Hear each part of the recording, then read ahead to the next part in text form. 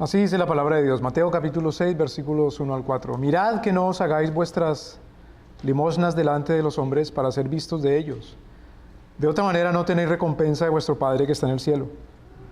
Cuando pues des limosna, no hagas tocar trompeta delante de ti como hacen los hipócritas en las sinagogas y en las calles, para ser alabados de los hombres. De cierto os digo, ya tienen su recompensa.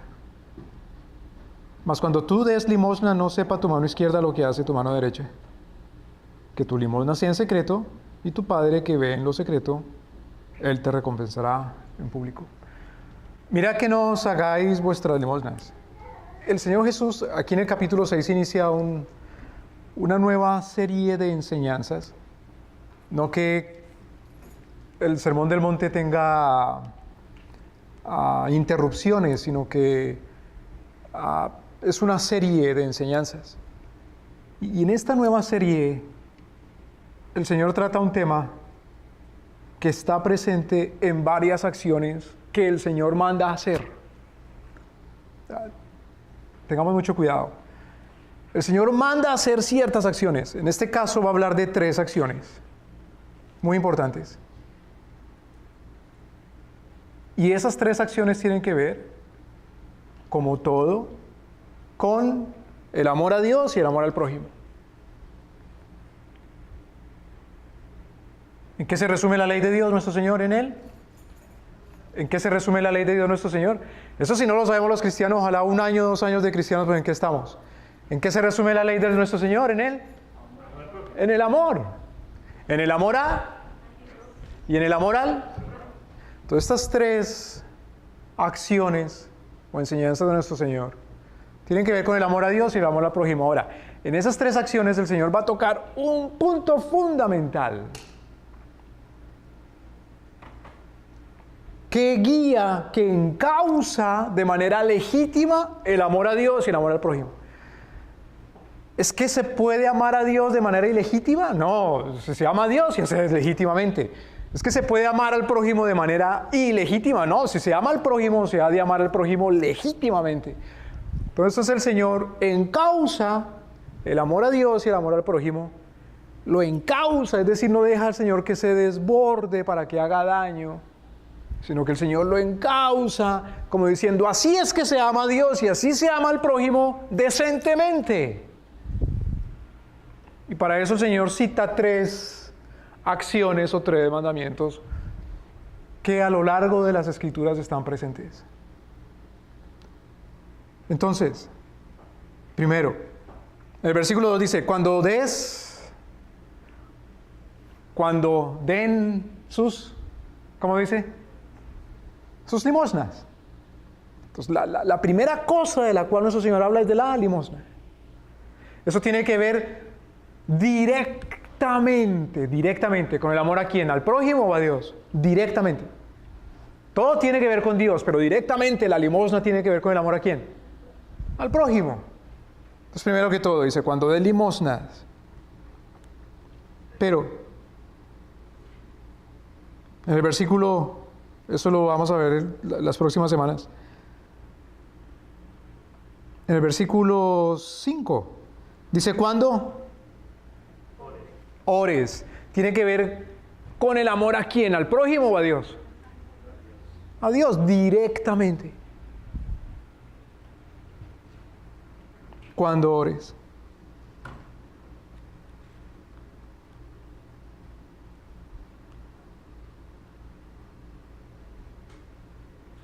Y luego,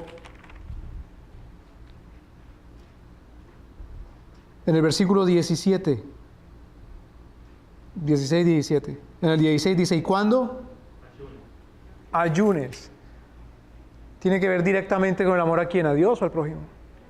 A Dios. Pero en esos 3 temas, o en esas 3 acciones, en el capítulo 6 el Señor encausa cómo se hace decentemente ¿qué? La acción de amar al prójimo y la acción de amar a Dios. Poniendo un fundamento. ¿Cuál es ese fundamento? Ese fundamento o esa base sobre la cual se construye el amor a Dios, el amor al prójimo. Entonces, eso es lo que comienza diciendo nuestro Señor en el versículo 1. Mirad que no hagáis vuestras limosnas delante de los hombres. ¿El Señor está prohibiendo hacer limosna delante de los hombres? Está prohibiendo dar limosna y que alguien vea. Está prohibiendo dar una limosna y que alguien observe, que alguien vea, que alguien pueda ser testigo, que alguien pueda ser testigo, observar, estar ahí presente cuando se dé la limosna. ¿Está prohibiendo eso el Señor? No, claro que no. Tiene uno que aprender a leer la Biblia, a leerla en su contexto, toda, no agarra un versículo o una palabrita y se va con eso. Sino que dice, mirad que no hagáis vuestra limosna delante de los hombres. Luego dice, lean por favor, lean sus Biblias. Lean, mirad que no hagáis vuestras limosnas delante de los hombres. ¿Qué más? Para ser vistos. No está prohibiendo que cuando se haga algo bueno se haga públicamente. Lo que está prohibiendo es que si se hace algo y aún es público, lo que prohíbe nuestro Señor es que el enfoque sea en lo público, en que sea visto, para ser visto. El objetivo. ¿Cuál es el objetivo de hacer algo bueno? Entonces, claro, si el objetivo legítimo de hacer algo bueno es agradar a Dios, nuestro Señor dice, entonces ¿para qué lo hace? Para que los hombres lo vean. ¿Me doy a entender, hermanos? Fundamentalmente, ¿a quién quiere agradar? Fundamentalmente. Eso es lo que quiere decir. No quiere decir, háganlo todo a escondidas. Háganlo todo en secreto. Háganlo todo de tal manera que nadie vea. Háganlo todo de tal manera que nadie sepa. Porque eso reduciría la capacidad, la acción, la efectividad de hacer lo bueno. ¿Me debe entender? Cuando digo me va a entender es como cuando los pastores dicen amén. Porque se hace a veces un escribillo. El pastor dijo amén, hay que decir amén. Me explico. Cuando se hace algo bueno, sí, siempre quiere uno que nadie sepa, pues eso limita, reduce la capacidad de extender eso bueno. Porque hay cosas que es necesario hacerlas porque son buenas, son la voluntad de Dios, y es casi imposible que se haga público. Aún más si se trata de hacer algo bueno de manera más extensiva, más grande, que cause mayor efecto. Por ejemplo, ¿predicar es algo bueno? ¿Y cómo se va a predicar si no es en público y que la gente vea? ¿Enseñar es algo bueno? ¿Y cómo se va a enseñar si no es en público y que la gente vea? ¿Curar, sanar es algo bueno? ¿Alimentar es algo bueno? ¿Y cómo va a alimentar si no hay compra y alguien ve que le están dando? ¿O tiene que hacerse todo a la medianoche y que apaguen la luz y que se vaya todo el mundo? Entonces el enfoque de nuestro Señor es en dónde está el objetivo fundamental, principal de su alma. Que lo vean para que lo alaben. Eso es otra cosa diferente. Mirad que no os hagáis vuestras limosnas delante de los hombres para ser vistos de ellos. De otra manera no tenéis recompensa de vuestro Padre que está en el cielo. Ahora, ¿qué quiere decir una palabra en la Escritura? Lo que esa palabra en la Escritura quiere decir en otra parte en la Escritura. ¿Qué quiere decir? Lo que quiere decir en otra parte en la Escritura. ¿Qué quiere decir? Lo que quiere decir en otra parte de la Escritura. ¿Y qué quiere decir un versículo en la Escritura? Lo que ese versículo enseña que quiere decir en otra parte en la Escritura, lo cual enseña que quiere decir en otra parte de la Escritura, que quiere decir en otra parte de la Escritura. Eso es lo que quiere decir que la Escritura no es de interpretación privada, personal. Eso es algo fundamental en nosotros como cristianos, bíblicos o protestantes. La sola ¿qué? Escritura.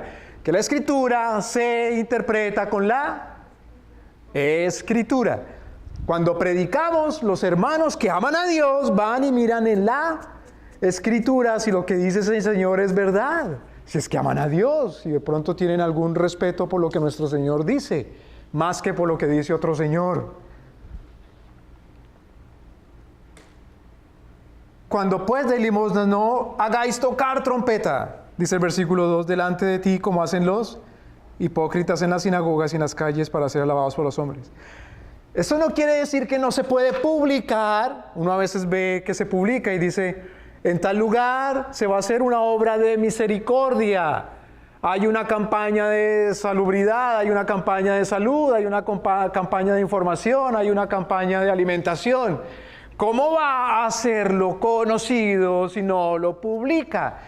¿Para qué son las trompetas? Fundamentalmente como símbolo. ¿Para qué se usaban en los tiempos bíblicos las trompetas? Para anunciar cosas, para anunciar decretos de los reyes, para anunciar avances o retiradas en una guerra o en una batalla, para anunciar una decisión.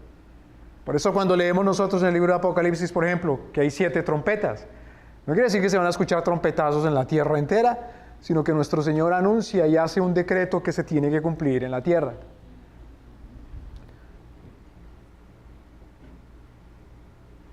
Claro, el Señor observaba bien que había gente en sus días que cuando hacía algo bueno hacía tocar trompetas y anunciaba. Pero el Señor se fijaba cuál era la intención del corazón de aquellos que hacían anunciar, de aquellos que hacían tocar las trompetas. ¿Qué es lo que sucede?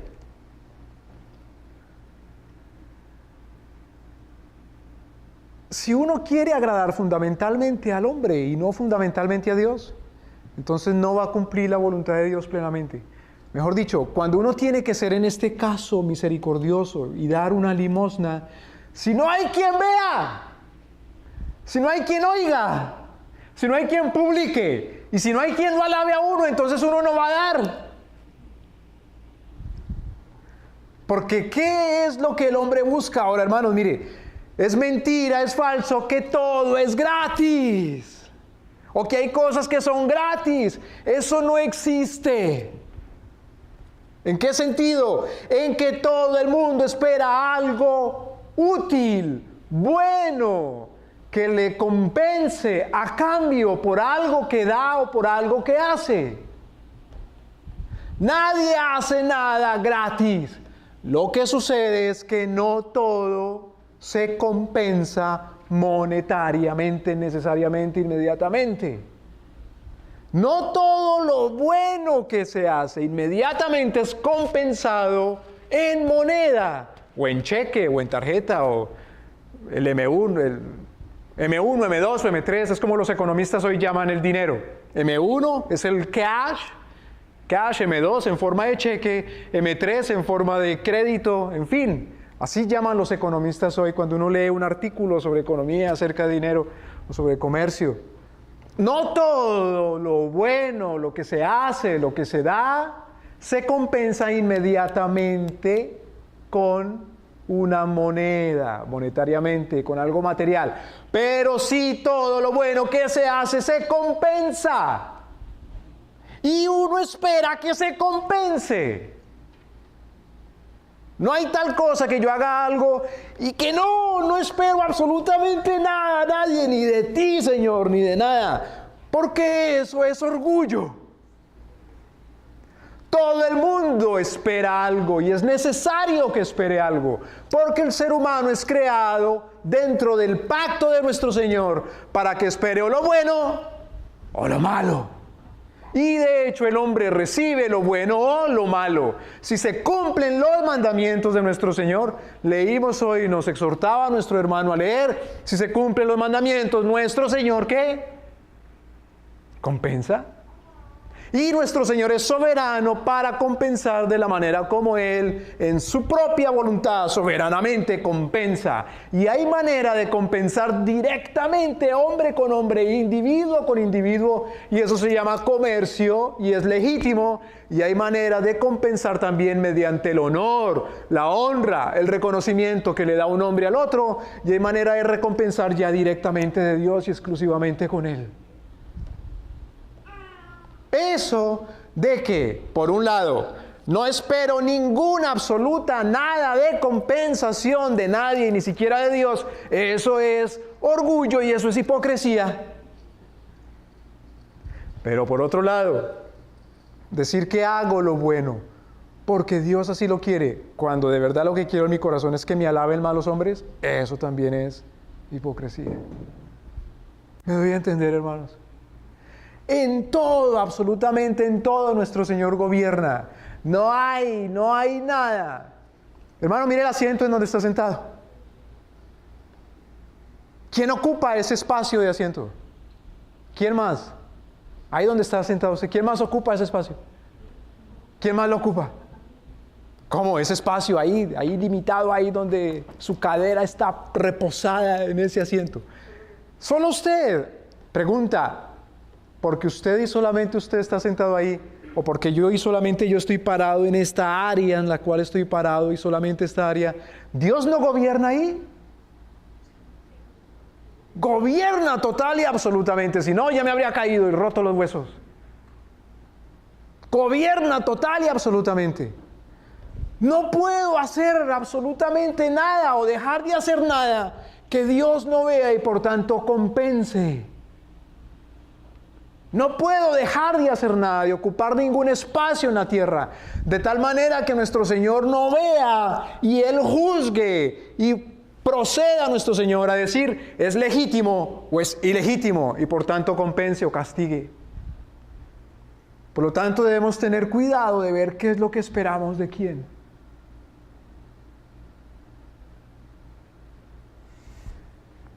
Los místicos y los espiritualistas, los tontos, le enseñan a la gente y la gente se deja creer que uno puede hacer cosas sin esperar nada, de nadie. Eso es mentira, eso es falso.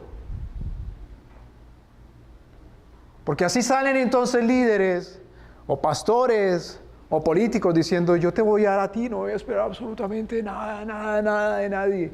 Cuando dice eso, sospeche de esa persona. Sospeche legítimamente. Porque si ni siquiera espera de Dios nuestro Señor que le compense, es que es un hipócrita y es un lobo y es un malvado. Hay cosas que hay que pagar inmediatamente y eso está bien. La Escritura dice, al que honra, al que merece la honra, dale ¿qué? Pues honra. Al que merece honor, dale ¿qué? Pues honor. Hay gente que dice, no, es que yo vivo por fe, por eso no espero nada de nadie. Hipócrita. Si vives por fe, debes tener fe en que Dios entonces te da. ¿Y cómo te da Dios? Todo milagrosamente. Todo milagrosamente. Bueno, pues aquí hayan casos que sí, pero esos son casos extraordinarios.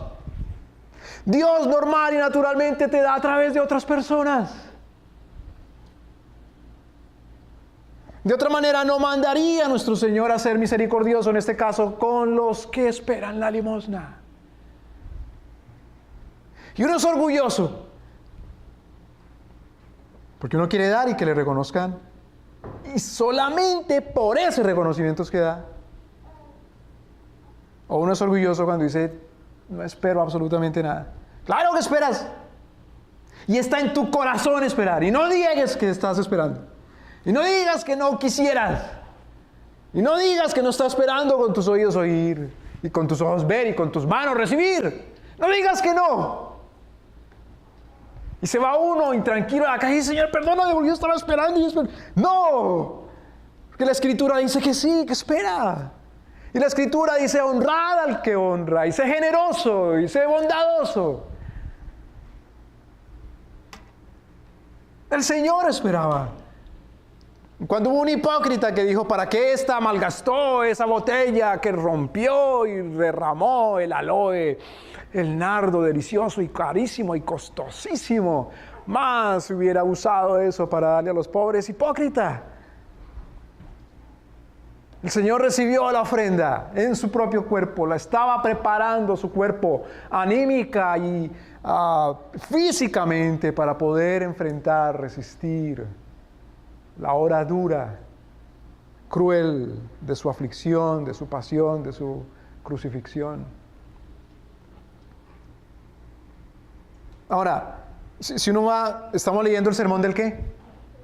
Del monte. En Lucas está ese mismo sermón, solamente que el Señor lo hace en un valle. Es el sermón del valle, aquí es el sermón del monte. Son 2 ocasiones en que el Señor repite la misma enseñanza. Pero si uno va ahí al capítulo 5 de este Mateo, que es el sermón del monte, que leímos hace unas semanas atrás.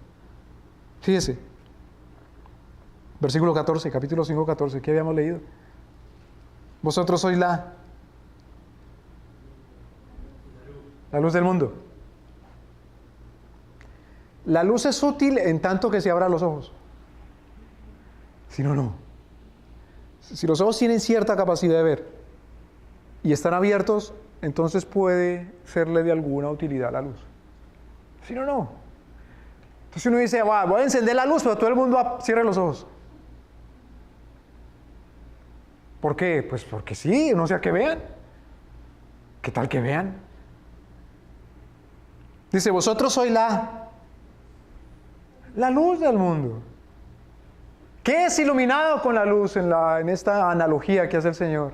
En esta alegoría que hace el Señor. ¿Qué es lo que es iluminado por la luz? ¿Qué es lo que es iluminado por la luz? El mundo. ¿O es que solamente la iglesia es iluminada con la luz? ¿O es que solamente los que creen en Cristo, los que son iluminados con la luz? El mundo es iluminado. Pero nuestro Señor es así, compasivo, misericordioso, bondadoso. Aún con los reprobados. Por eso dice, vosotros sois la luz del mundo. Una ciudad sentada sobre un monte no se puede esconder.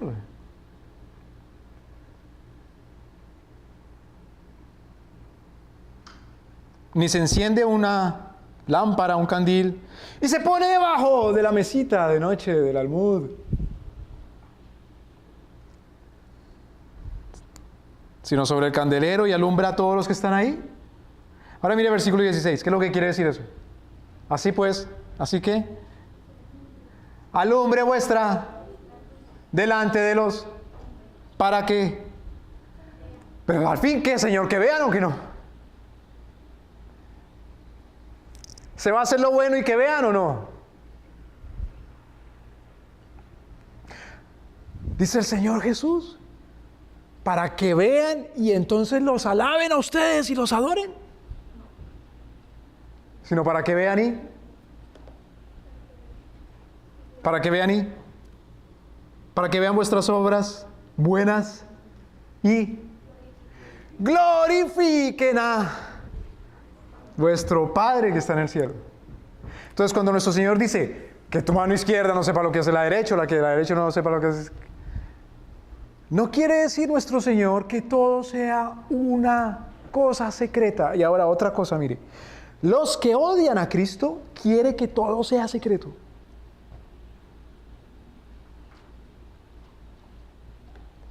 Son unos hipócritas. Querer que todo, absolutamente todo, sea secreto, todo, absolutamente todo. Hermano, eso es de las logias, eso es de los masones, eso es de los brujos, eso es de los malvados, de los impíos. Ciertamente hay cosas secretas, hay cosas privadas. La desnudez, por ejemplo, no es algo público. La desnudez es algo privado. Nuestro Señor viste al hombre, pero no viste al hombre para que de pronto Dios no vea cómo es. Dios lo sabe todo. Delante de nuestro Señor estamos desnudos todo el tiempo. El vestido es para con el público, para con la comunidad. Hay cosas que son privadas para nuestro Señor y hay que respetar la privacidad. Hay cosas que son privadas y aún siendo privadas alguien más lo conoce y sigue siendo privado.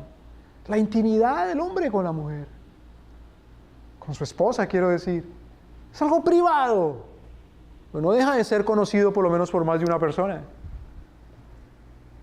Hay legitimidad en lo privado, pero no todo lo bueno es privado. Y si uno como cristiano reduce todo lo bueno a lo privado, entonces ¿a quién le está haciendo el juego? ¿Está bailando la música de quién? ¿Está haciendo la voluntad de quién? ¿Quién es el que no quiere que Dios sea, dice el Señor Jesucristo en el versículo 16, para que vean vuestras buenas obras y qué? ¿Qué dice? Léanlo, hermanos. Para que vean vuestras buenas obras y glorifiquen. ¿Quién es el que no quiere que glorifiquen a Dios? El diablo. Todo aquel que le dice siempre que haga algo bueno, hágalo siempre en secreto, está siendo como Pedro en un momento dado, usado como instrumento del diablo. Entonces a esa persona no se le puede oír. Y si insiste, pues que se le dice, vete de acá, Satanás, porque eres tropiezo a la buena obra de Dios, que es que se le glorifique a Él.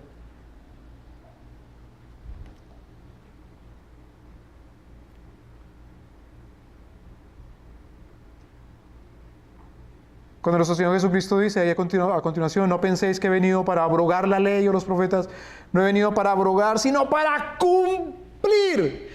Pregunta, ¿nuestro Señor cumplió la ley? Oh, perfectamente. Ahora, otra pregunta. ¿Todo lo que nuestro Señor hacía era privado y en secreto? No. ¿Sanaba en público? ¿Alimentaba en público? ¿Enseñaba en público? Y otra cosa muy importante, exhortaba y amonestaba en público. ¿Para qué? Para que dijeran, esos son unos chachos, unos bacanes, uno de esos, ese Pedro y ese Juan, y para que la gente dijera qué gente tan grandiosa son ellos y ya. No, sino para que alabaran a Dios nuestro Señor, para que reconocieran que Jesús es el Cristo. De otra manera, hermanos, si las cosas son todas secretas, eso es una secta. O si las cosas son todas para que lo alaben a uno, eso también es una secta que se llama una mafia. Por eso, cuando nosotros nos congregamos, no nos congregamos para hacer cosas en C. Eso déjelo a la intimidad del hombre y la mujer.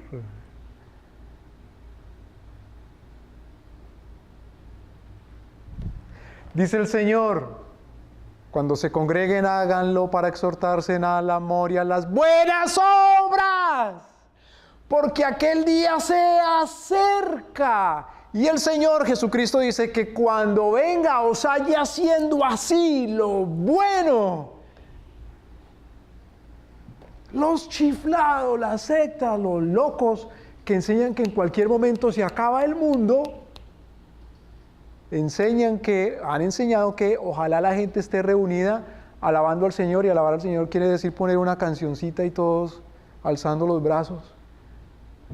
Y entonces, cuando han dicho testigos de Jehová, adventistas y demás locos que el mundo se acaba ahorita ya en cualquier, especialmente si la luna se pone roja como estos días, ya se va a acabar el mundo.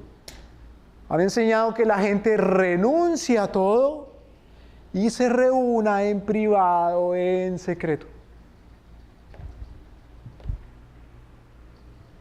Y eso, hermanos, según el versículo 16, no glorifica a nuestro Padre que está en el cielo, y la gente no lo glorifica. Lo que la gente va a decir, mire esos locos y esos chiflados.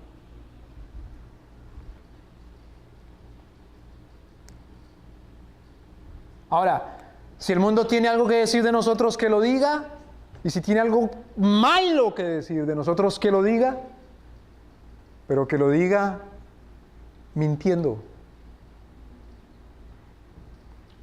Si tiene algo malo que decir el mundo de nosotros, que no lo digan con la verdad.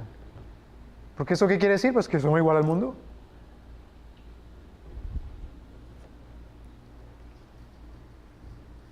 Si el cristiano recibe palabras malas del mundo, que el mundo sea difamador, que el mundo sea mentiroso, que el mundo sea injusto. Porque si el mundo dice algo de los cristianos y es verdad, y habla injusticia, pues qué vergüenza nos debe dar a nosotros de nosotros mismos. Si todo lo que los cristianos hacen para buscar que el mundo alabe a Dios es una reunioncita secreta y privada.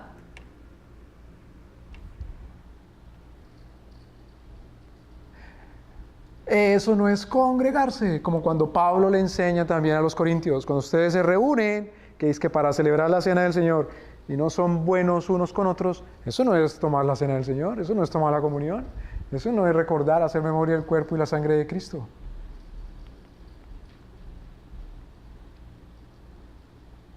Mirad entonces, capítulo 6, versículo 1. Mirad que no hagáis vuestras limosnas delante de los hombres.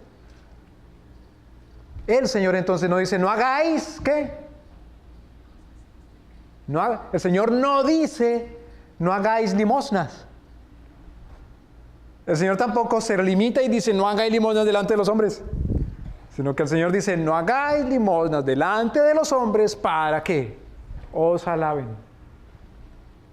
Para que os alaben. Ahora, es que no termina en eso que os alaben. ¿Por qué? Porque entonces si una persona hace algo bueno y el otro está próximo a decirle gracias, te agradezco, eso es algo bueno que hiciste, en ese momento todo el cristiano tiene que hacer, no me diga nada más, no me diga nada más, porque no me puede dar gracias ni decir qué bueno es. Tampoco. Fíjese, lo que nuestro Señor dice es finalmente de quién espera la recompensa final. ¿De quién espera la recompensa finalmente? De otra manera no tenéis recompensa de vuestro Padre que está en el cielo. Si la obra es buena, si la obra era necesaria hacerla, si era urgente, si debía hacerse, si la gente fue agradecida, pero Dios no me recompensa. ¡Qué desgracia! Por eso debo suplicarle al Señor que tenga misericordia de mí, que tenga compasión de mí. Ahora, otra cosa, hermanos. Hay una cosa muy desgraciada que se ha metido en los círculos cristianos.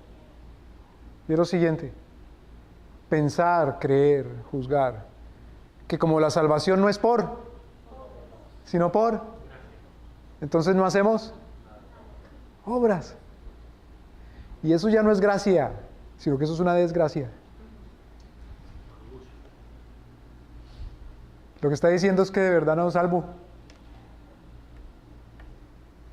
La Biblia es una sola, y ahí mismito, en donde dice que la salvación no es por obras para que nadie se gloríe, sino que es por fe, sino que es por gracia, por la fe, y eso es un don de Dios. Inmediatamente también dice, porque somos salvos para buenas obras, que así como la fe, nuestro Señor ha dispuesto la fe, también las buenas obras nuestro Señor las ha dispuesto. ¿De qué manera? Ha dispuesto las obras de manera que el Señor es soberano y Él las hace cumplir, y las ha dispuesto nuestro Señor porque nuestro Señor es el que dice cuáles obras son las que son buenas y cuáles no. El cristianismo de secta, de logia, de encierro, de secreto, ha reducido las buenas obras a una cosa muy íntima y personal.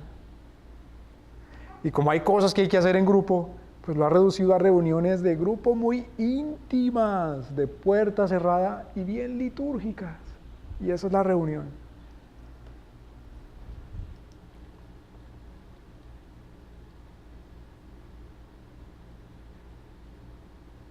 Ahora, hermano, aclarando, habiendo aclarado que el punto de nuestro Señor no es prohibir la limosna, que el punto de nuestro Señor no es prohibir la recompensa, que el punto de nuestro Señor no es dejar de apreciar lo bueno, sino habiendo aclarado que el punto de nuestro Señor es que se alabe a Dios en todo.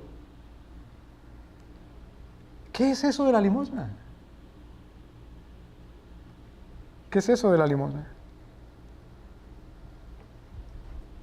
Pues la limosna es Algo que se le da a un ciego que se sienta ahí a la entrada de una cosa que se llama iglesia. Esa es la limosna. Cuando la Escritura habla aquí acerca de la limosna, habla de dar al que lo necesita. De ser generoso con el que necesita. Ahora, cuidado. Porque ¿quién es el necesitado? ¿Quién es el necesitado? ¿Quién es el necesitado? ¿Quién es? Como cuando nuestro Señor le dice, amarás al prójimo, y le preguntan, ¿y quién es el prójimo? Es una pregunta obvia, ¿quién es el prójimo? ¿Quién es el necesitado? Todo el mundo necesita. ¿O no dice uno, yo necesito? Yo necesito. ¿Quién es el necesitado? La Escritura prohíbe, dice, entre vosotros no habrán pobres. ¿Quién es el necesitado? La Escritura dice, el que le da al pobre, le está prestando a Dios. ¿Quién es el necesitado? La Escritura dice, cuidarás de las viudas, de los huérfanos y de los extranjeros. ¿Quién es el necesitado? La Escritura dice, el que tiene que comer y el que tiene que ponerse encima de ese por bien servido. Entonces, ¿quién es el necesitado? El necesitado es el que de verdad necesita. Porque es cuestión de dignidad humana, no de orgullo, sino de dignidad humana. Vamos un momento, primero que todo, al libro de Santiago. Primero que todo, vamos a aclarar varias cosas.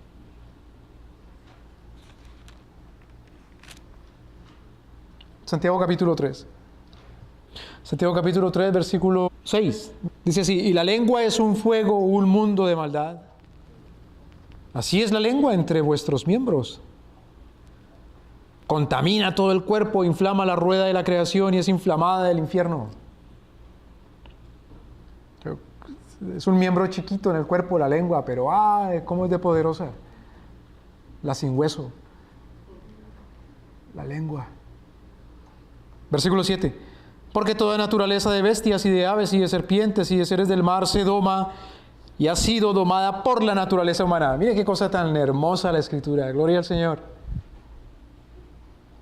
La Escritura hace una distinción de seres. Dice, estas son las bestias y estos son los... Hermanos, eso es algo muy importante para nosotros como cristianos. La Escritura hace una distinción entre las bestias y los seres, ¿qué? Humanos. ¿Sabe que un señor que se llamaba Moctezuma tenía un zoológico? ¿Y sabe qué serie de bestias tenía en el zoológico? Pues bestias. Entre ellas, por ejemplo, siameses. ¿Sabe qué es un siamés? Un siamés no puede ser uno. ¿Sabe qué son siameses? Son dos personas que por una cosa misteriosa de Dios, dos personas nacieron pegadas en el mismo cuerpo. ¿Recuerdan casos? Niños que nacen pegados de la cabeza, o del hombro, o de la cadera.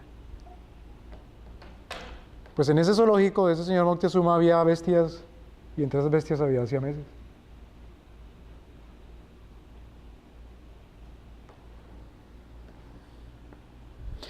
¿Sabe que a finales del siglo XIX en el zoológico de Nueva York tenían otra bestia? Era la bestia que más llamaba la atracción de los neoyorquinos. ¿Sabe qué bestia era? Un bosquimiano. ¿Sabe qué es un bosquimiano? Bosquimiano le dicen a los hombres de África que vienen del bosque y tiene una característica que son chiquiticos. ¿Recuerdan, por ejemplo, la película Los dioses deben estar locos? Tan particulares esos hombrecitos, tan chiquititos. ¿Quién sabe ¿de qué raza serán? ¿A qué especie pertenecerán? ¿Por qué Don Montezuma tenía eso? Porque no era cristiano. Porque solamente nuestro Señor dice que los seres humanos son seres humanos y las bestias son bestias. ¿Y quiénes son los seres humanos? Los que nacen de otro o de otra ser humano.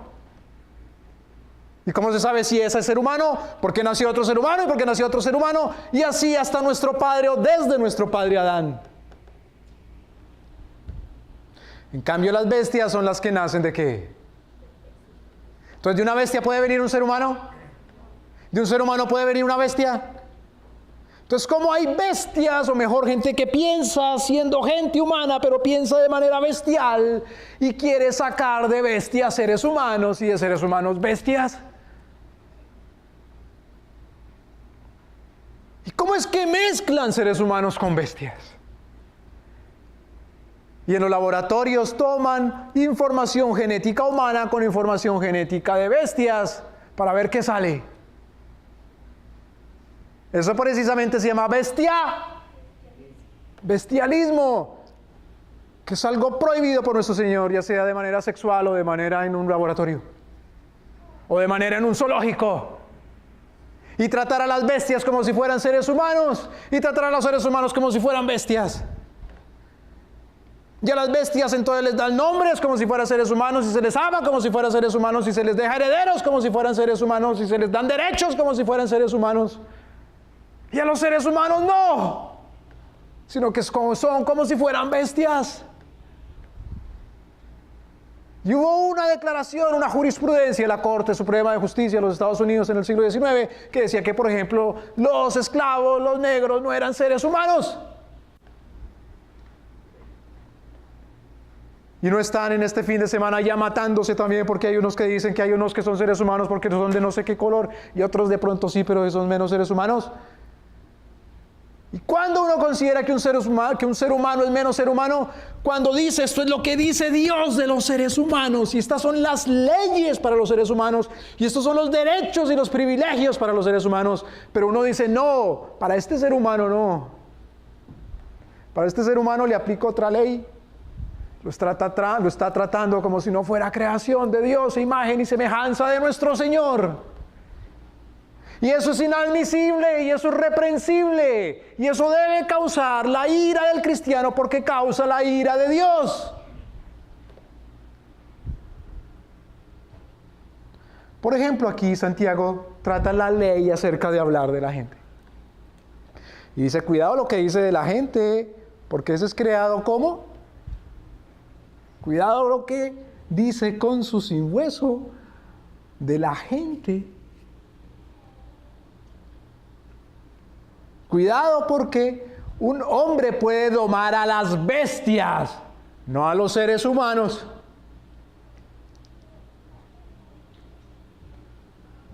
¿Recuerdan la película El planeta de los simios? La original, la de Charlton Heston.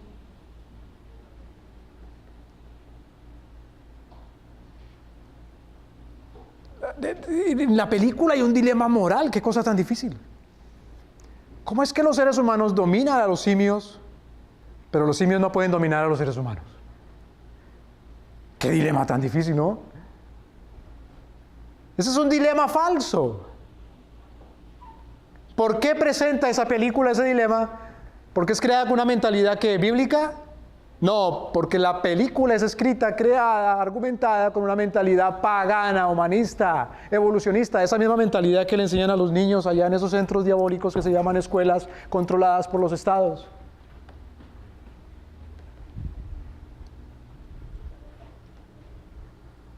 Un ser humano domina a las bestias. La palabra de Dios prohíbe la crueldad con las bestias, eso es diferente. Pero que las domina y las somete, sí. Y para eso son creadas, entre otras cosas. Un ser humano no se puede dejar dominar por una bestia. Un ser humano debe dominar la bestia. A los niños hay que enseñarles que no le tengan miedo a los animales, que los respeten y que no sean crueles y malos, pero que los dominen. ser humano ha de dominar la creación, incluido, como decía nuestro hermano, los mismos microbios, pero no envenenándose a sí mismo. Fíjese. Versículo 8. Pero ningún hombre puede domar la lengua, que es un mal sin freno, llena de veneno mortal. Pueda que el ser humano sea superior a las bestias, pero el ser humano no es omnipotente.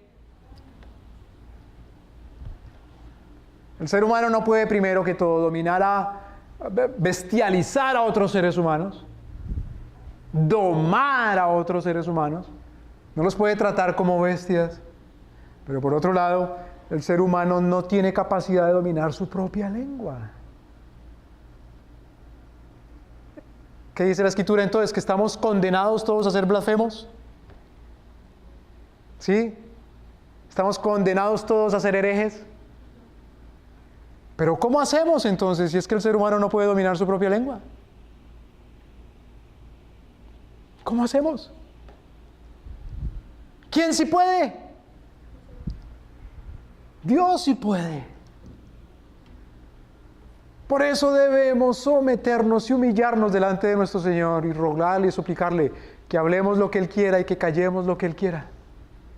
Que nos dé su Espíritu Santo. Uno es tan bestia, somos seres humanos, pero se comporta de manera tan bestial cuando su lengua no la usa bien. Y entonces dice lo que no debe decir. ¿Y cómo sé qué es lo que debo decir? Pues lo que Dios dice. O calla lo que no debe callar. ¿Y qué es lo que Dios dice que no debe callar? Pues lo que Dios dice que no se calle.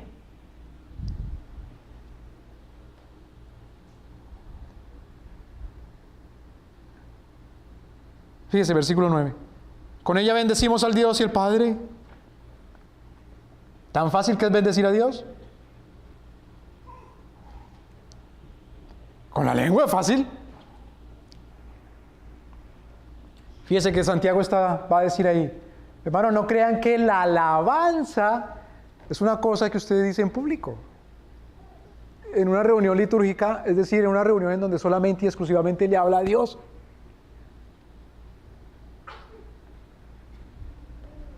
Si no le dice a los hombres lo que debe decirles, no está alabando a Dios. Si no calla con los hombres lo que debe callar, no está alabando a Dios. Con la lengua. ¿Pero qué tiene que ver eso con la limosna? A ver. Con ella bendecimos al Dios y Padre, y con ella maldecimos a los hombres que son hechos a semejanza de Dios. Hermanos, ¿con quién debemos ser misericordiosos fundamentalmente? Primeramente, con los que son ¿qué? Imagen de Dios nuestro Señor. Uno se da cuenta, hermanos, en la cultura que uno vive, que hay gente que es más misericordiosa con las bestias.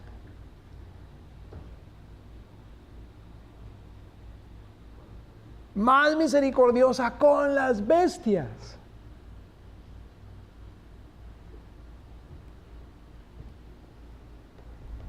Pero ¿cómo no va a ser así si a mí me enseñaron como 200 días al año, de 8 de la mañana a 3 de la tarde, durante 20 y tantos años, y mis padres dijeron que estaba bien, me enseñaron que mi abuelo y mi ancestro era una bestia?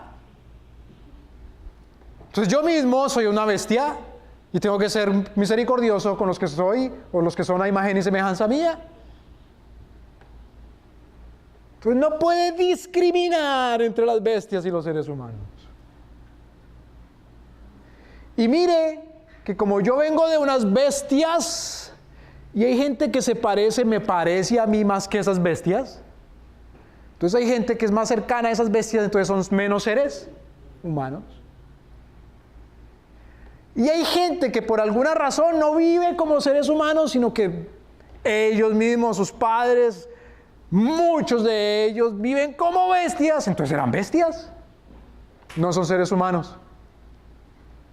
Entonces no soy misericordioso con ellos, no voy a ser bondadoso con ellos, porque no son creados a imagen y semejanza mía. Pero, ¿qué dice la Escritura? Son creados a su misma imagen y semejanza. ¿Con quién ha de serse misericordioso primero y fundamentalmente? ¿Con qué grupo? Con los semejantes. Claro, otra vez, no quiere decir que se sea entonces ir misericordia con las bestias. No, la Escritura dice que el que tiene de verdad amor a Dios, el piadoso, es compasivo, no es cruel con sus bestias. Pero para ser compasivo con la bestia, para no ser cruel con la bestia, tiene que conocer la Escritura, hermanos. Hermanos, ¿tiene que conocerla qué? ¿Para hacer qué? ¿Misericordioso con quién? ¿No cruel con quién? Hasta con las bestias. Vamos a 1 Corintios, capítulo 9.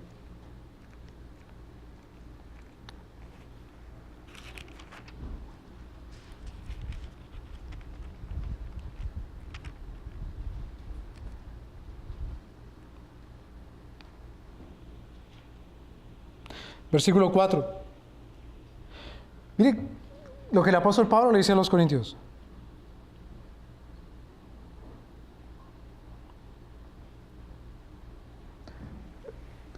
En el capítulo 9 Pablo dice, yo soy apóstol. Pregunta, hermanos, ¿qué quiere decir la palabra apóstol? ¿Apóstol quiere decir alguien que es? Enviado. ¿Sabe cómo en la tradición cristiana se le decía a los misioneros hasta cuando comenzaron a llamarles misioneros en el siglo XVI, XVII? Sin embargo, por 15 siglos a los misioneros se les llamaba apóstoles. ¿Por qué? Pues porque eran enviados a predicar el Evangelio. Una persona que es enviada es un apóstol. No se asuste, ay no, porque entonces es como Pablo, como Pedro. No estoy hablando del colegio apostólico de Cristo. Estoy hablando de simplemente a la persona que en la Escritura se le dice apóstol, que no es solamente a sus 12. Entonces Pablo dice, yo soy apóstol. Y no está hablando aquí exclusivamente de él de apóstol como miembro del colegio apostólico, sino está hablando del ministerio apostólico. Ahora dice, ¿no he visto a Jesucristo nuestro Señor? ¿No sois vosotros mi obra en el Señor? Versículo 7. Versículo 4. ¿Acaso no tenemos derecho a comer y beber? Otra vez, el Señor Jesucristo dice, cuando dé limosna no lo hagáis para hacer y ya no más. Porque de verdad os digo que ya tenéis vuestra recompensa. Entonces el Señor Jesucristo no está prohibiendo esperar. Tampoco nuestro Señor Jesucristo está esperando hacer lo bueno a cambio. Tampoco nuestro Señor Jesucristo está enseñando que no se haga lo bueno en público, sino que nuestro Señor Jesucristo está enseñando que no se haga lo bueno fundamentalmente para ser alabado de los hombres. Es decir, para que lo pongan como en un estado superior a otro hombre. Mire esto, hermano, tan interesante. Cuando una persona se quiere canonizar o beatificar o santificar de una manera divina, esa persona da la impresión de que no tiene las mismas necesidades de los demás. Si somos imagen y semejanza de Dios nuestro Señor, no quiere decir que seamos como Dios, sino que somos creados a imagen y semejanza de Dios, es decir, que nuestro Señor comparte ciertas cualidades, características o atributos que Él tiene de manera perfecta, lo comparte con nosotros ahora de manera humana. Como Dios nuestro Señor, nosotros tenemos la capacidad de ser reyes y sacerdotes sobre la creación, no los ángeles. En ese sentido, nosotros somos creados a imagen y semejanza de Dios. Pero los seres humanos no somos Dios. Pregunta, ¿Dios necesita comer? ¿Qué es lo que le enseña a nuestro Señor? El Espíritu Santo a través del apóstol Pablo a los paganos, que nuestro Señor no vive en templos hechos de mano, ni puede ser servido con las manos de los hombres. De manera que se le dé comer a Dios, y se le vista a Dios, y se le cubra a Dios, porque de pronto llueve sobre Dios y se moja. En cambio, los seres humanos sí tenemos esa necesidad. Y cuando una persona dice, como que delante de los demás, yo tengo menos necesidad de todos, porque me concentro y puedo pasar 80 días sin comer y sin beber, y puedo andar solamente en un taparrabo porque ni de vestirme tengo de nada. No tengo la misma necesidad de los seres humanos. Ese ser humano está diciendo, wow, soy más ser humano, estoy casi Dios y me estoy divinizando. ¿No me ve la cara de Dios que tengo? Pero Pablo dice, versículo 4, ¿no tenemos qué? Ah, sí, Pablo, pues come. ¿Quién te está diciendo que no tienes derecho a comer? Come, Pablo, bebe. ¿De qué está hablando Pablo? Versículo 5, ¿no tenemos derecho a traer con nosotros? ¿Qué? Lean, hermanos, conmigo, ¿qué dice? ¿No tenemos derecho a traer con nosotros qué? Una hermana por... Uy, Pablo, estás enseñando el incesto. No, Pablo está enseñando no unirse en yugo ¿qué? Desigual. Hermana en Cristo, claro, hermana en la fe. Fíjese, Pablo está diciendo, nosotros también, los apóstoles, por muy enviados de Dios que seamos, comemos, bebemos y tenemos necesidades como todos los hombres, aún derecho y necesidad de casarnos y tener esposa.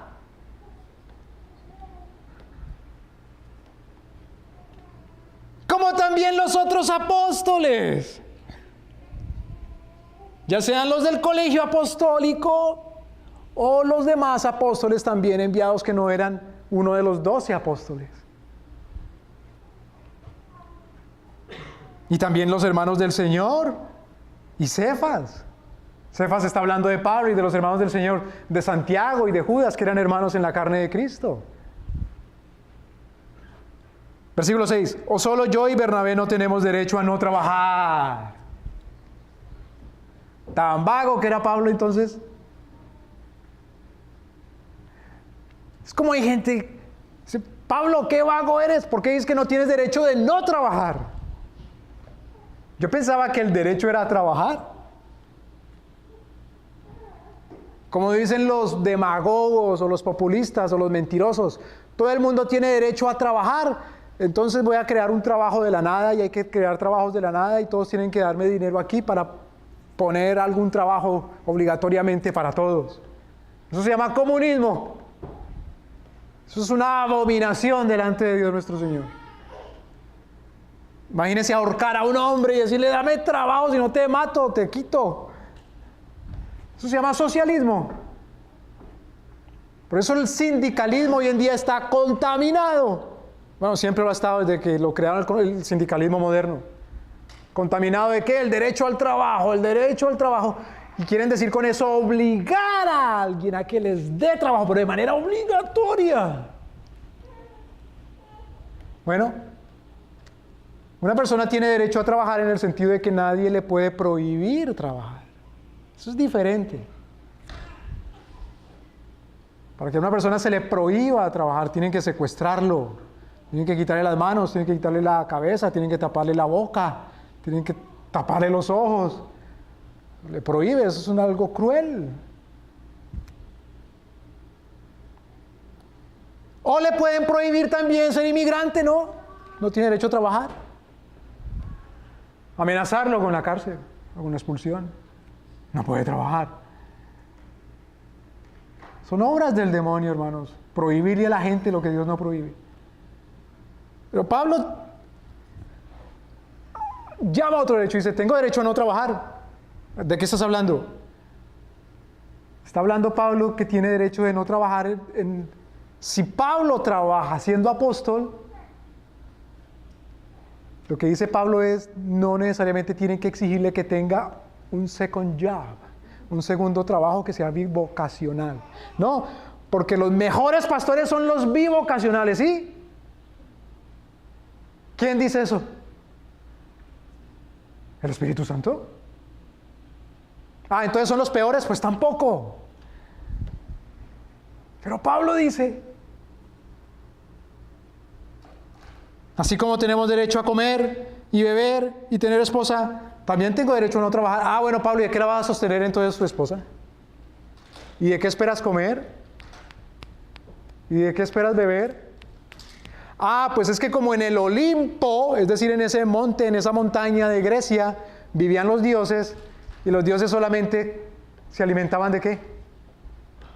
De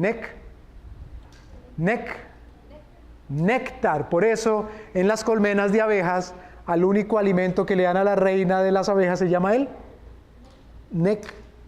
néctar.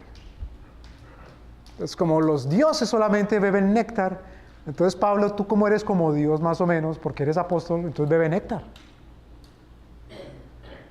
No. Miren lo que dice Pablo. Versículo 7. ¿Quién jamás fue a la guerra a sus propias expensas? ¿Quién planta viña y no come de su fruto? ¿O quién apacienta el rebaño y no se alimenta de la leche del rebaño? ¿Qué está diciendo Pablo?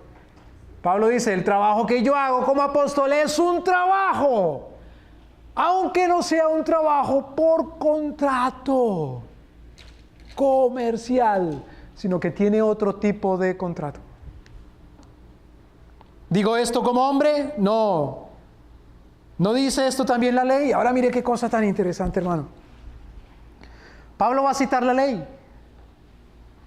¿Cuál ley? ¿La ley de las 12 tablas? ¿Ustedes saben qué son las 12 tablas? Las 12 tablas eran algo así, hermanos, como la Constitución de Roma. Las 12 tablas eran 12 leyes fundamentales que habían en Roma. Entonces, cuando Pablo dice la ley, está hablando de la ley de Roma, está hablando de los principios de la ley del derecho romano.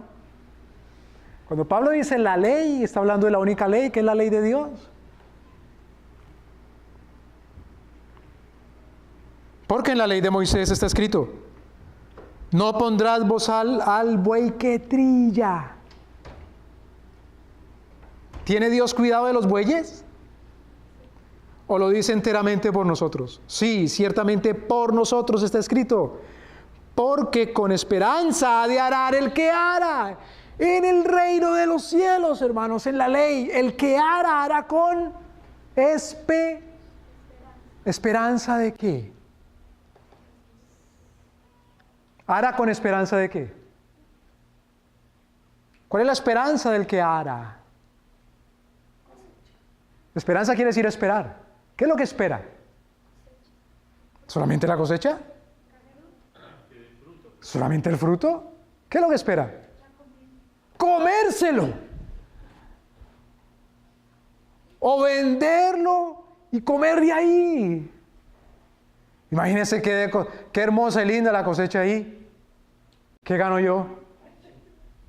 Si no lo puedo comer, si no puedo tocar.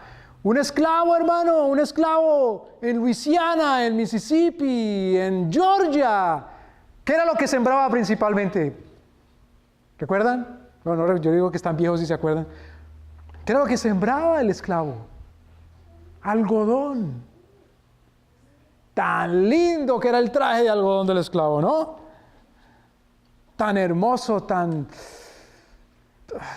¿Cómo le llamamos a ese traje tan lujoso? Tan bien vestido. No, porque era un pobre, miserable esclavo. También que compraban los ingleses el algodón para que el corte inglés, el fino paño inglés pudiese ser elaborado y vendido bien caro por el mundo. Esos esclavos deben ganar mucha plata, ¿no? ¿Tenían esperanza los esclavos? No. Sin embargo, la palabra de Dios dice que el que siembra debe sembrar con esperanza. Por eso no diga a nadie que no espera nada. El mismo Pablo dice que él espera. Y no, Ay, es que yo soy más santo que Pablo, ¿no me ve? Yo soy más santo que el apóstol. ¿Quién jamás fue a la guerra a sus propias expensas? ¿Quién planta viña y no come de su fruto? ¿Quién apacienta el rebaño y no se alimenta de la leche del rebaño? Digo esto como hombre. ¿No lo dice esto también la ley? Porque en la ley de Moisés está escrito, no pondrás bozal al buey que trilla. ¿Qué es un bozal? Un lazo, un cuero o un metal que se le pone a las bestias, no a los hombres, en la boca. ¿Para qué? ¿Para que no hable? No, pues una bestia, ¿para qué? Para que trabaje y no qué. No coma. No se distraiga. Obedezca, se le jala el bozal y que le duela en esos labios, en el hocico. Fíjese que la ley dice, la ley de nuestro Señor, no le ponga bozal a los bueyes, hombre. ¿Cuándo? Cuando trilla. ¿Cuál era el trabajo de trillar? No, trillar se refería a que lo ayuntaban al buey, o lo amarraban al buey, o lo unían al buey con un palo a una piedra, para que diera vuelta, y entonces por la piedra, que estaba sobre otra piedra como un yoyo, en esa piedra en la mitad tenía un hoyo, un hueco, y por ahí metían el grano, y entonces se caía el grano molido. ¿Recuerda el trabajito que le pusieron a un tal Sansón? Es decir, lo trataron como una bestia.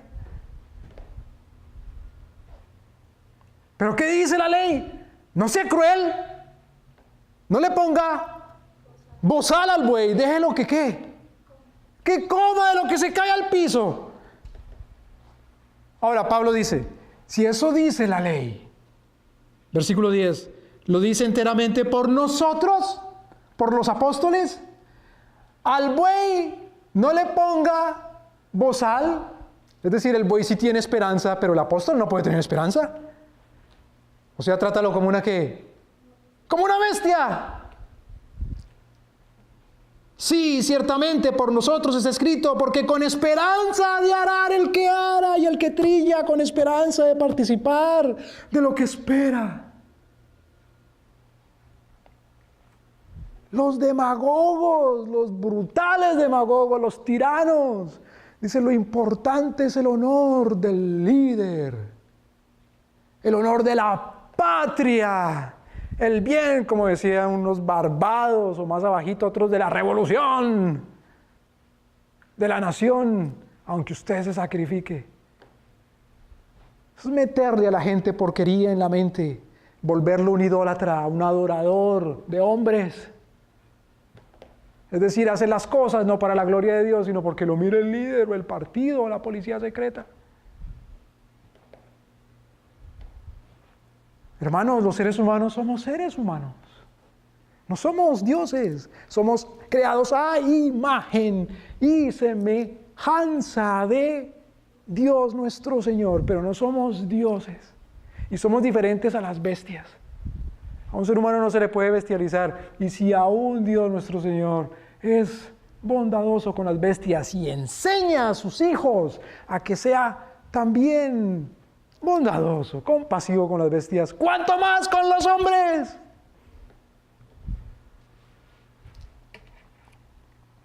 Versículo 11. Si nosotros sembramos en vosotros lo espiritual, es gran cosa que cosechemos de vosotros lo material. Mire esto, hermanos. Esa actitud de la iglesia, de querer entender la iglesia, de que lo único que es ganancia es ya sea lo espiritual o solamente lo material, ha convertido al mundo en materialista o en espiritualista. Déjeme y me explico. Para nuestro Señor, lo material no deja de ser espiritual. Tanto así que hay un mandamiento que dice, no robarás. Si solamente importa el espíritu y no la materia, pues ¿qué importa robar? ¿Qué importa agarrar la materia de los demás? Pero todo lo que es, hermanos, la palabra de Dios y su ley y el juicio de Cristo es espiritual. De tal manera que si esperamos lo espiritual, no contradice, no está en antagonismo. Si esperamos lo espiritual, en también ser obedientes con Dios en lo material. Porque así es como nuestro Señor cuida todo y bendice. Amén.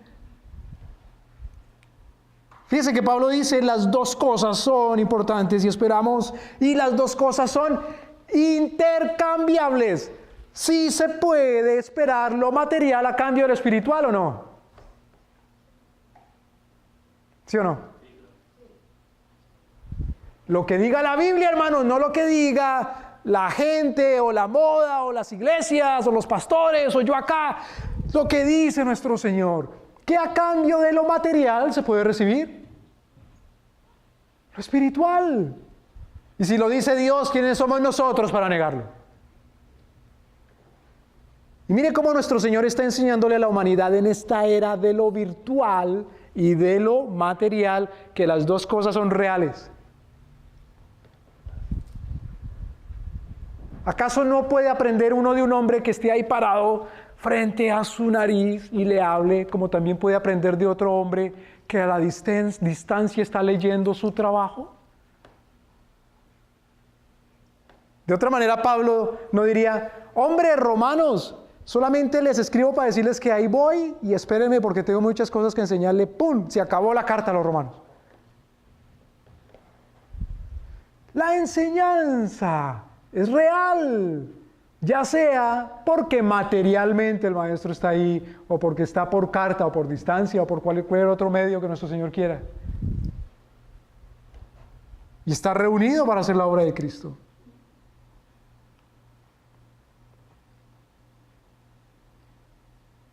Mire, en los años 70, hay gente que sabe eso mejor que yo acá, se acuerdan más. Hubo en un paisito, por ahí al sur de China, que se llama Camboya, hubo un bruto que se llamaba Pol Pot. Hubo un hombre que, siendo hombre, creado a ser un ser humano a imagen y semejanza de Dios, actuó como una bestia y le enseñó a los demás a ser bestias. Y él mismo aprendió de otros, que se llamaba Pol Pot. Y dijo, como aquí tiene que hacerse todo bueno y bien, y lo único que vale es la materia. Entonces vamos a matar a todos aquellos que no hacen cosas materiales, directamente. Todo aquel que no sea su trabajo con las manos directamente, ese hay que matarlo, hay que eliminarlo. Y como hay gente, por ejemplo, que pueda que haga un trabajo material, pero parece más bien que está como inclinado a trabajos que no sean directamente materiales, hay que matarlos. Entre ellos, por ejemplo, los que usan lentes, o espejuelos, o gafas, o como le llamen. O si alguien usa una corbata, o si alguien es un maestro, o si alguien fue un abogado. ¡Qué sé yo! Cualquier tipo de trabajo que no sea material hay que matarlo. Porque ese no es tan hombre, ese no es creado a imagen y semejanza de Dios. ¿Sabe que ese fue un país que fue colonizado por cristianos? ¿Y cómo es que la gente terminó creyendo eso? Esa brutalidad. ¿Sabe que la iglesia no enseña que tanto lo material es espiritual como lo espiritual? Y que a Dios, para Dios las dos cosas son importantes. Y que las dos cosas hacen parte de la santidad. Es que mejor, si yo soy pastor, que me digan que porque hago este trabajo, es un trabajo mejor. Y esa sí es la obra de Cristo, que un hombre por ahí que ordeña una vaca. ¡Mentira! Ambas cosas son espirituales. Ambas cosas son importantes en el reino. Hay gente que le dicen, busque a Dios. ¿Y qué hago para buscar a Dios? Pues métase a una iglesia. Ah, pues ahí debe estar Dios. Están espiritualizando las cosas. El único hombre que puede enseñarle de Dios es un hombre espiritual. ¿Y qué quiere decir eso espiritual? Pues que hay otro espiritual que le pone unas manotas encima y ya quedó él hecho un espiritual. Y eso se llama imposición de manos y ordenación. ¡Mentira! Espiritual es todo aquello que nuestro Señor dice con su palabra que Él domina y reina y juzga. Lo espiritual es hacer la justicia. Lo espiritual es juzgar, es decir, tratar las cosas como Dios las trata. Esa es la obra de Cristo.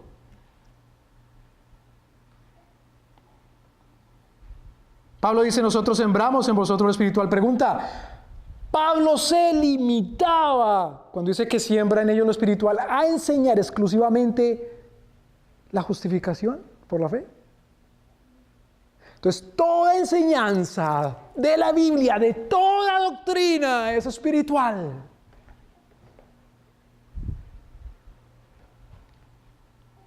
La doctrina, la enseñanza de cómo amar a su mujer es espiritual. La doctrina, la enseñanza de cómo cumplir todos los mandamientos acerca de todo es espiritual.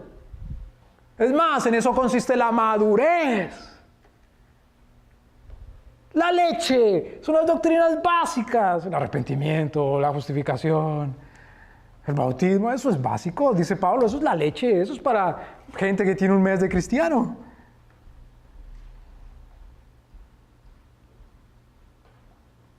Versículo 12, si otros participan de este derecho sobre vosotros, ¿por qué no nosotros?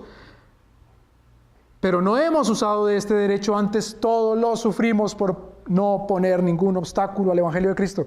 ¿Qué está diciendo Pablo? Como son todavía, mire, tan inmaduros, que hasta admiten en la iglesia o con ustedes, en comunión, por ejemplo, un hombre que se acuesta con la esposa del papá, eso es gente muy inmadura. Mucho menos van a entender, les dice Pablo, que tengo derecho a comer. Por eso mejor me busco otro trabajo, porque si no son capaces de juzgar una cosa tan simple como que un hombre no puede acostarse con la mujer del papá, ¿qué van a entender lo demás? La gente que es responsable materialmente hablando es gente espiritual y madura. La gente que es generosa con el necesitado es espiritual y madura. Hermanos, un grupo de cristianos, una iglesia acomodada que se hace esclava de un banco en lugar de dedicar esos recursos ingentes a la misericordia, son inmaduros. Uno se horroriza y uno dice, en la capital del estado más rico de los Estados Unidos, del país que per cápita es más rico del mundo, y en la capital que se llama Sacramento, en una calle el sábado en la noche a la 1, a las 2 de la mañana, hay 4 o 5 durmiendo ahí en un andén, y al frente hay unos emborrachándose.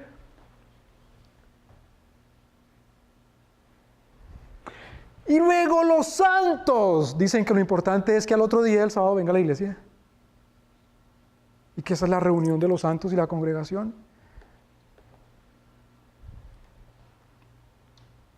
Y que ser generosos entonces, la limosna es cuando ponen en el plato y ya.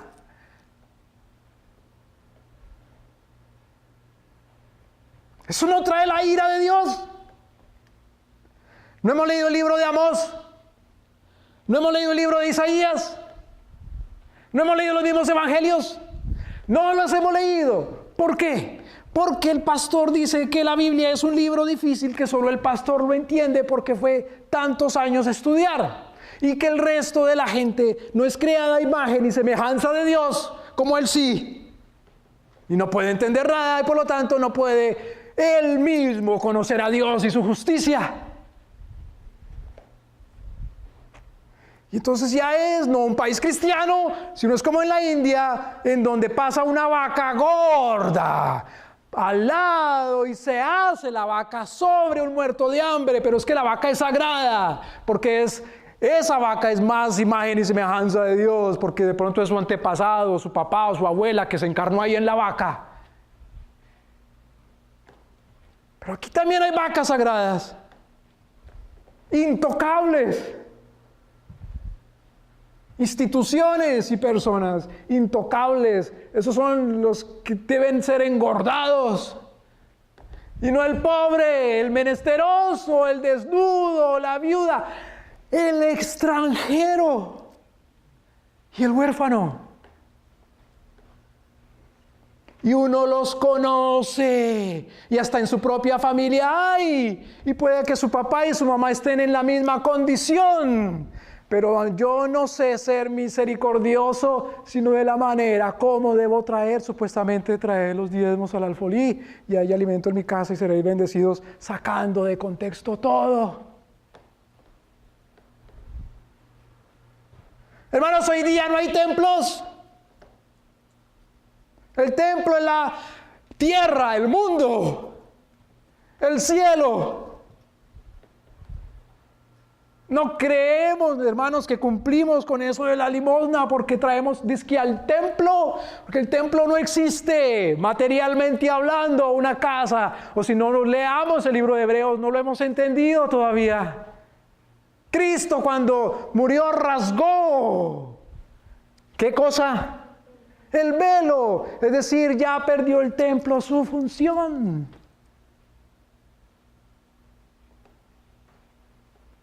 Y como la gente insistía, el templo y Jerusalén, Dios envió a los romanos y destruyó todo y lo arrojó por el suelo.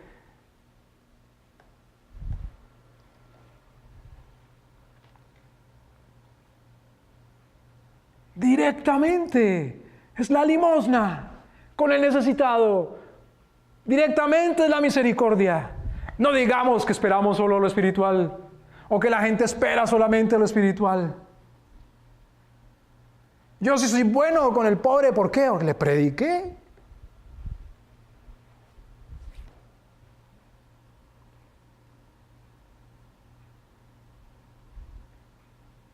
Para terminar, yendo al libro de Primera de Timoteo. Mire las prioridades, hermano.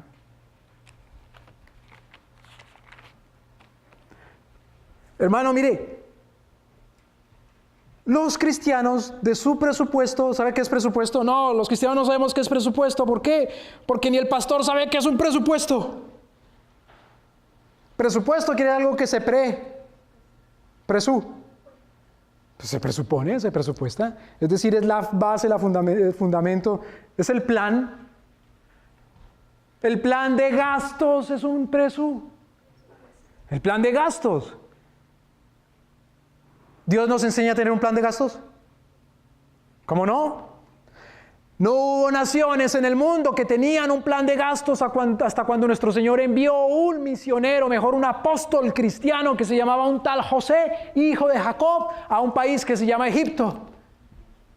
Y Jacob les dijo, 7 años de vaquitas o de vacotas. ¿Son 7 años de qué? De gasto, hermano.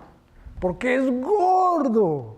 ¿No ve lo que hacen todos estos presidentes y estos líderes desgraciados, inhumanos, que cuando hay bonanzas petroleras, cafeteras, lo que sea, empiezan a gastar a manos llenas lo que no es de ellos, porque los pueblos son tontos y hacen leyes para que les den el privilegio de gastarse lo que no son de ellos?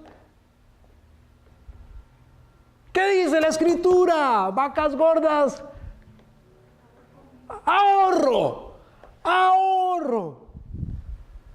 ¿Qué dice la Escritura? Vacas flacas. ¿Y si ha ahorrado? ¿Ya no? Ha ahorrado. Entonces, ¿qué dice la Escritura? Hermanos, si no hemos leído Génesis, ¿qué vamos a leer lo que sigue? ¿Qué se hizo durante el periodo de vacas flacas? Dar. ¿No venían de todo el mundo? ¿No vinieron los hermanos de José? ¿Cómo va a ser uno generoso si primero no produce y si segundo no ahorra? No puede dar limosna, no puede ser generoso.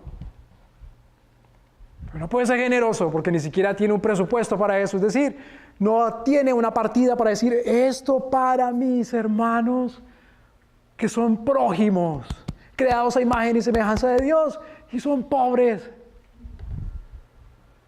Y esperan como esperaba Pablo. 1 Timoteo capítulo 5. Para terminar, mire la prioridad y el orden.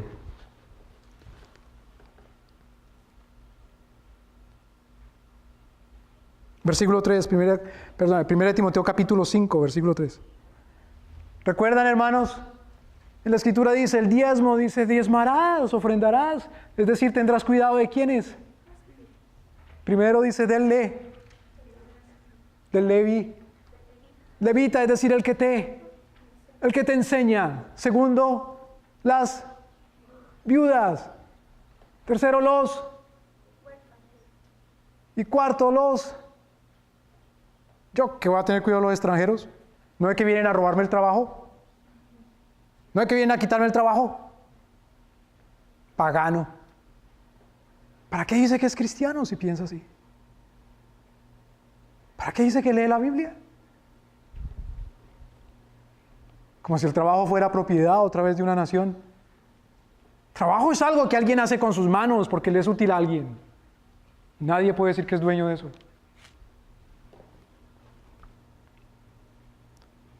Fíjense en cuanto a las viudas, es decir, uno de los sectores que la Escritura dice sean bondadosos con ellas.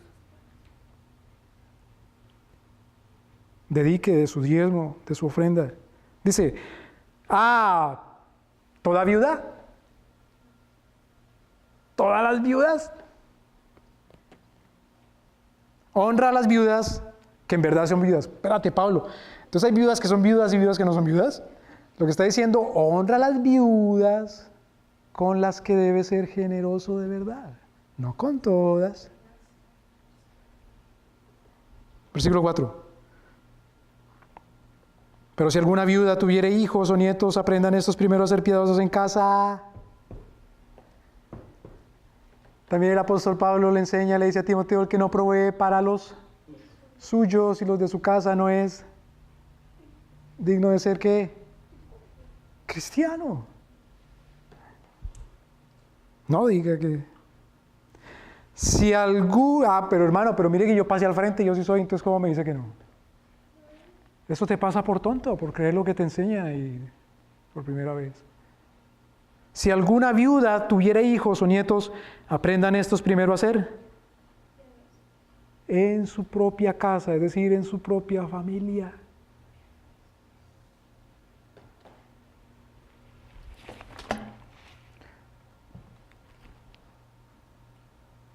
¿Acuerdan que el Señor Jesucristo le decía a los malos maestros, les decía, ustedes por cumplir sus propios mandamientitos, sus propias tradiciones, invalidan la ley de Dios? Porque la gente que quiere ser buena, bondadoso con sus padres, ustedes les dicen, traiga para acá. Y así invalidan la ley de Dios. ¿Cuál es la primera organización, entidad o institución que debe practicar la misericordia? Según nos está enseñando aquí el apóstol Pablo. La familia. Pero si un padre, mire, si un papá no le enseña ni siquiera a su hijo a que respete y salude a su abuelo, ¿qué le va a enseñar después que sea misericordioso con él? Si está viejo con el mismo papá.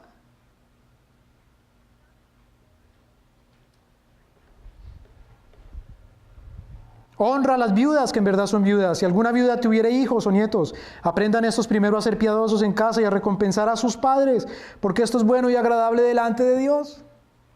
¿Cómo dice, hermanos? Versículo 4 otra vez. Aprendan estos ¿qué? Mire ese adverbio. ¿Aprendan qué? ¿Qué quiere decir primero? Números cardinales, números ordinales. 1, 2, 3, 4, 5, 6. Números cardinales. Primero, segundo, tercero. Números ordinales. Los números ordinales, ¿qué es lo que enseñan? La prioridad de las cosas. Lo primero, lo segundo, lo segundo, y lo tercero.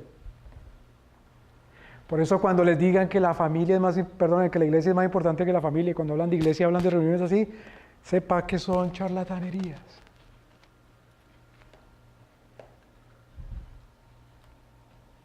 Pablo está diciendo, primero es la familia. Porque nuestro Señor primero creó ¿una qué? Familia. Nuestro Señor no dice, y se unirá el pastor al copastor y parirán discípulos a su imagen y semejanza, y dejará al hombre a su padre y a su madre y se unirá a la primera iglesia no sé qué.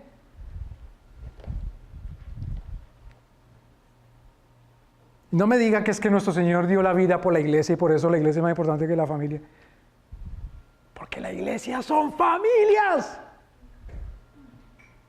Primero lo primero. La iglesia son individuos. Primero lo primero. Los comunistas le enseñan a la gente que lo más importante es lo colectivo.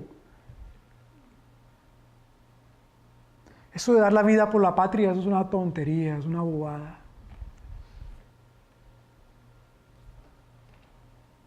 Eso es un sacrificio humano y los padres no pueden sacrificar a sus hijos.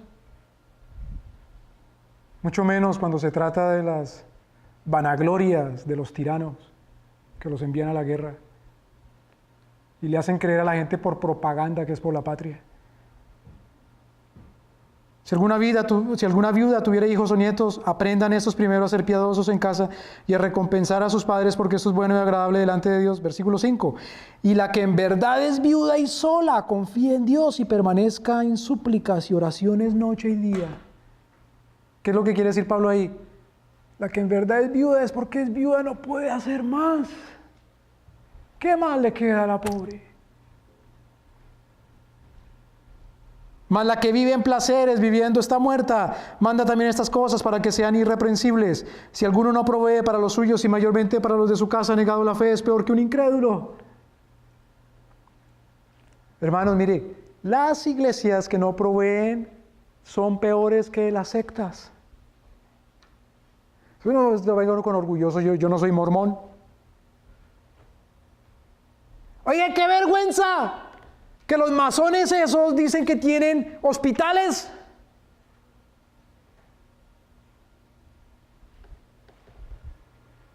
Y las iglesias dicen que tienen deudas con los bancos.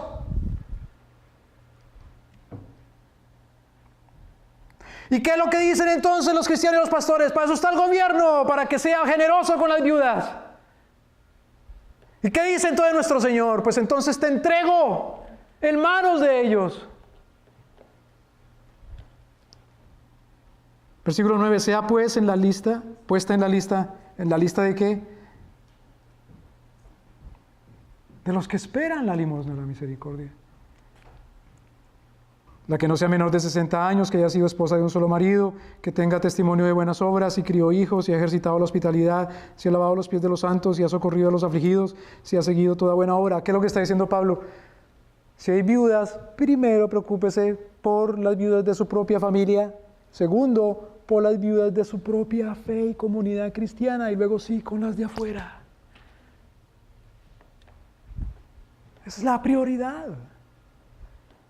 Haced el bien a todos, especialmente a los de la familia de la fe. Pero viudas más jóvenes no admitas, porque cuando atraídas con sus concupiscencias se rebelan contra Cristo, quieren casarse. Casarse no es malo. Lo que está diciendo Pablo es, quieren esperar de dos fuentes. Mire, hay gente mañosa. Si una viuda dice, no, como yo soy viuda y pobre y me caso y tengo pensión y esto, pero también deme aquí. Gente mañosa. Es algo vergonzoso, hermano, gente que no tiene necesidad y está suplicando misericordia. El que siembra tiene derecho a esperar, pero el que no siembra y pide. ¿No hacen acaso eso los políticos corrompidos? Pero viudas más jóvenes no admitas, porque cuando son atraídas con sus concupiscencias se rebelan contra Cristo, quieren casarse otra vez. Querer casarse no es pecado, al contrario, lo que está hablando es de la doble intención, incurriendo en condenación por haber abandonado la primera fe. Y así también aprenden a ser ociosas, andando de casa en casa, y no solamente ociosas, sino también chismosas e indiscretas, hablando cosas que no debieran. Claro, ¿qué es lo que hace uno de desocupado? Pues ser chismoso. Y eso está hablando de las mujeres, vergonzoso cuando se ven los hombres. Hablador de lo que no debe, o cuando se dicen cosas en secreto y va y divulga. ¡Qué vergüenza! Entonces la prioridad, hermanos. ¿Para con quiénes? Para con todos los que son creados a imagen y semejanza. ¿Por qué? Porque todos esperan. ¿Y por qué? Porque nosotros mismos esperamos. de Dios recompensa y esperamos que se glorifique el nombre de Cristo. Oremos.